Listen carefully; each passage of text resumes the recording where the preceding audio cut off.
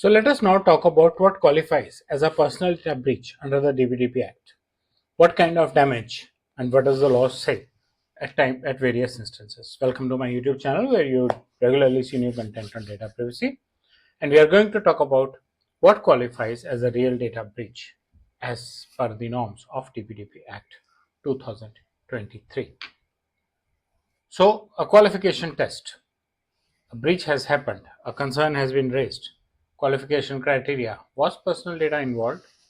Yes, no, no breach. Yes, okay. Then, was there an unauthorized access, disclosure, alteration, or loss? One of these four would have happened. Someone has accessed, then you have no guarantee that he has read it or not. And access means it is in a readable format in any case. It has been disclosed to some unauthorized person, it has been altered by someone, or it has been lost. It's a breach. Penalty could vary on the kind of breach it is, but it is a breach. It's indicated that internal access to your systems, missent emails, API exposures, and vendor visibility beyond the scope of vendor's work are some of the points which are covered under the access and disclosure clause of what qualifies as a personal data breach under the DPDP Act. Further on, alteration, loss, and destruction is considered when there are incorrect updates to the data. We're talking of personal data only, not operating system upgrades or anything. Corrupted records, accidental deletion, and loss or backup, lost backups and device. You have deleted the backups by mistake, maybe wrong retention policy set, and you have lost the device as well. So all these are situations in which there could be an alteration of the data, a loss, or a destruction to the data. Moving on, DPDP ignored certain basic things.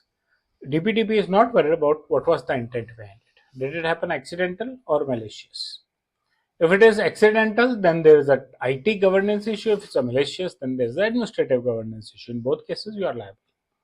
What is the size of breach? How much of data has lost? DPDP is not interested to know. Even not the volume of damage that could happen to the various data principles.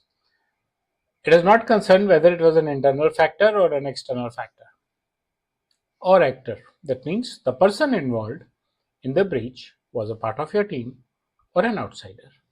And finally, even if it was just a temporary exposure, information exposed to a third party is a breach. Right? You can't say that I showed it to them or I shared it with them for only 5 minutes in front of me only. No, they have seen it. It's gone. So some of the real world examples: wrong sent email.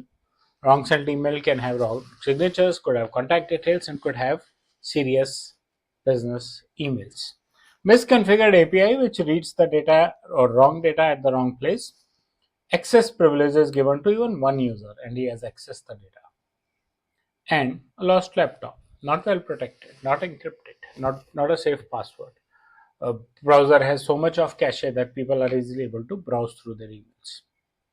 So in the nutshell, as a summary, personal data impact decides the breach.